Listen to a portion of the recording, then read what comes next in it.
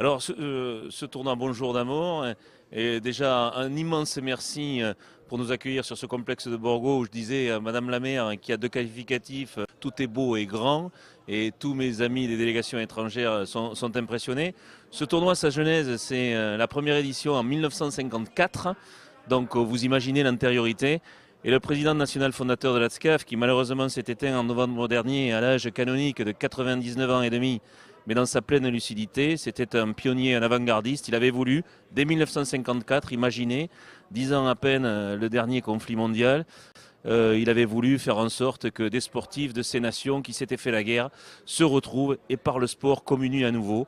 C'est ça la jeunesse du tournoi et nos valeurs fondamentales, c'est l'engagement, la fraternité, la convivialité et évidemment le dépassement de soi dans les 4 disciplines, sport, tennis, tennis de table et les échecs où nous avons probablement le plus haut niveau avec des maîtres internationaux.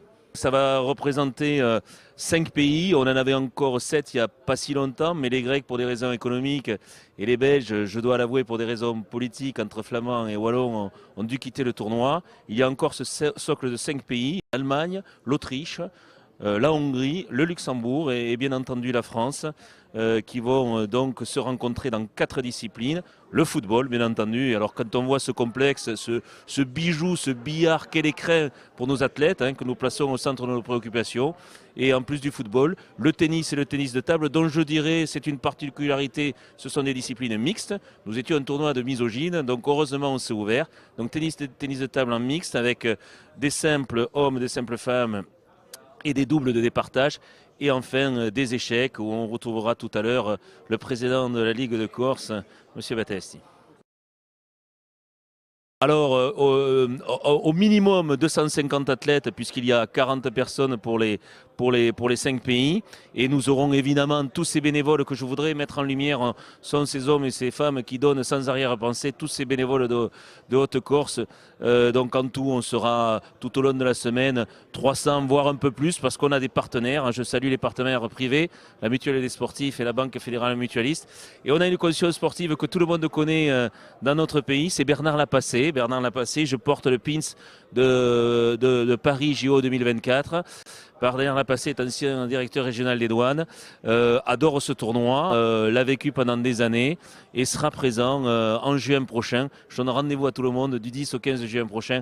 Et un immense merci, grazie à nos amis corses qui sont des passionnés, des sports.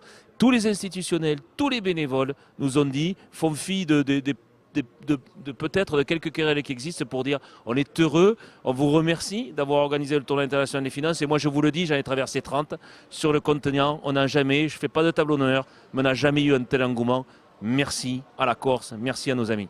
Au printemps 2016, c'est la fédération qui nous a contactés pour nous demander de déposer un dossier parce qu'ils ont vu les infrastructures, parce qu'ils savaient qu'on avait déjà organisé des manifestations et qu'on pouvait répondre au cahier des charges. Donc après, c'était juste une mobilisation des bénévoles, une mobilisation des élus, une mobilisation du monde sportif. Et toute cette convergence a fait que finalement, notre dossier, parmi 5 autres, a pu être retenu.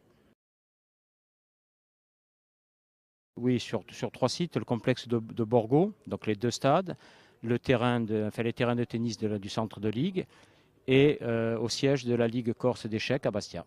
Au-delà de la compétition, parce que ça reste avant tout une compétition, les athlètes viennent pour gagner, ce qu'on a essayé de faire avec tous les partenaires que j'ai cités tout à l'heure, c'est de montrer qu'en Corse, on peut organiser de telles manifestations et que parfois, si l'insularité s'est révélée un handicap par le surcoût qu'elle engendre, en l'occurrence là, quand tout le monde se met autour de la table et discute de concert, on voit que cette insularité, ça devient un atout en fait.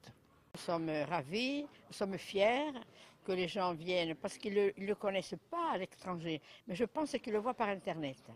Donc à nous, ça nous a beaucoup servi. Nous sommes fiers que les délégations viennent parce que ce n'est pas la première et il y en aura encore une autre, je crois, avant la fin de l'année. Le complexe est connu, Borgo est connu, les hôtels travaillent, tout le monde travaille et moi je suis ravie. Et le sport en particulier. Je constate que les Corses se mettent vraiment en quatre pour nous accueillir en juin, pour organiser tout le tournoi avec tellement de motivation.